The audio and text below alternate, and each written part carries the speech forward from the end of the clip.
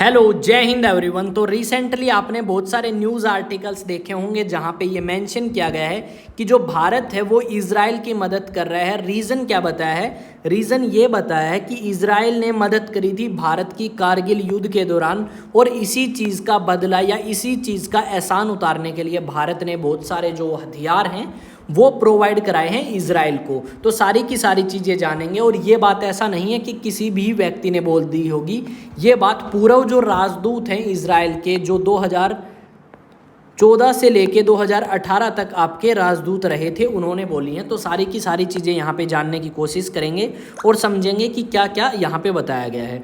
तो अगर हम यहाँ पे सबसे पहले देखें तो रिसेंटली आपके जो इजराइल के पूर्व राजदूत है डैनियल कैमरून, उन्होंने एक न्यूज़ इंटरव्यू में कहा है कि भारत जो है वो इजराइल की मदद करके इजराइल से अपना एहसान जो है वो उतारने की कोशिश कर रहा है, और इसी एहसान को उतारने के लिए इजराइल को भारत ने हथियार जो हैं वो सप्लाई किए हैं। अब इसके अलावा अगर बात करें तो लगभग 8 महीने हो चुके हैं जहां पे इजराइल और हमास के बीच में हमें युद्ध देखने को मिलेगा, और इसी के चलते इजराइल के अंदर हथियारों की कमी आई, और इसी कमी को पूरा करने के लिए भारत जो है उससे मदद मांगी गई इजराइल के द्वारा, और भारत ने मदद भी करी। जो आपका द हिंदू न्यूज़ आर्टिकल है उसमें भी यही बताया गया है कि भारतीय हमेशा याद रखते हैं कि किस तरीके से कारगिल के अंदर इजराइल ने मदद करी थी भारत को, और इसी मदद का एहसान उतारने के लिए वो ये मदद जो है इजराइल की कर रहे हैं।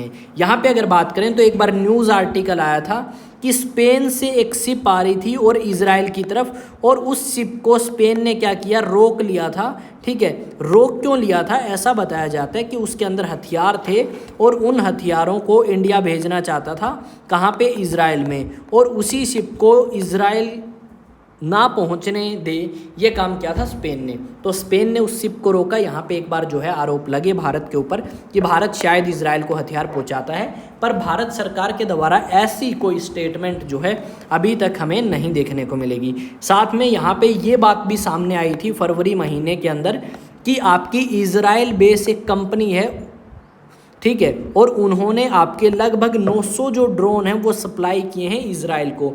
और ये जो कंपनी है इसमें कहीं ना कहीं गौतम अडानी का भी हिस्सेदारी आप कह सकते हो। तो ऐसे कुछ अवशेष हमें देखने को मिलते हैं अलग अलग जगह पे या अलग अलग समय के ऊपर। पर अगर हम बात करें किसके बारे में, अगर हम बात करें हमारे देश का क्या कहना है, तो भारत सरकार ने इसके ऊपर चुप्पी साधते हुए कुछ भी नहीं बोला। और इजराइल जो है उन्होंने ऐसे क्लेम किए हैं, या इजराइल के पूर्व राजदूत ने ऐसे क्लेम किए हैं कि इजराइल की मदद कर रहा है इंडिया फ़िलिस्तीन को हराने में। पर ऐसा कुछ मेरे हिसाब से मुझे नहीं लगता कि ऐसा कुछ हुआ होगा कि इजराइल जो है उसकी मदद करने के लिए भारत जो है उन्होंने क्या किया होगा, हथियार पहुंचाए होंगे। ये जो क्लेम है ये झूठे भी हो सकते हैं और ट्रू या सच भी हो सकते हैं। आपका क्या मानना है आप मुझे बताएंगे कमेंट सेक्शन में। इंस्टा टेलीग्राम पे अगर आप मेरे साथ कनेक्ट करना चाहते हैं तो आप चैनल के डिस्क्रिप्शन में जाएं और कनेक्ट करें। साथ में ये आपका अपना यूट्यूब चैनल है, इसे फॉलो ज़रूर करें। तो एक अपडेट है, जितने भी स्टूडेंट जीएस फाउंडेशन के लिए प्रिपेयर करना चाहते हैं आईएएस एचसीएस के लिए, तो वो आईएएस स्टडी सेंटर के ऑफलाइन बैचेस ज्वाइन कर सकते हैं। नंबर यहाँ पे आपको दिया गया है, कांटेक्ट कराने के लिए कांटेक्ट कर सकते हैं। साथ में एक चीज़ और, ये आईएएस स्टडी सेंटर की ही एक ब्रांच और है जिसको नाम दिया गया है अचीवएक्स एकेडमी। यहाँ पे आप प्रिपेयर कर सकते हो हमारे साथ आईआईटी जेईई के लिए, नीट के लिए, ओलंपियाड, एनटीएससी या फिर एसएससी के अलावा जितने भी गवर्नमेंट एग्ज़ाम्स हैं, और साथ में ट्यूशन्स भी। अगर आप रजिस्ट्रेशन कराना चाहते हैं किसी भी बैच के लिए या इनमें से किसी भी एग्ज़ाम के लिए, तो डेफिनेटली आप रजिस्ट्रेशन करा सकते हैं इस नंबर पे जो आपको नीचे यहाँ पे दिया गया है।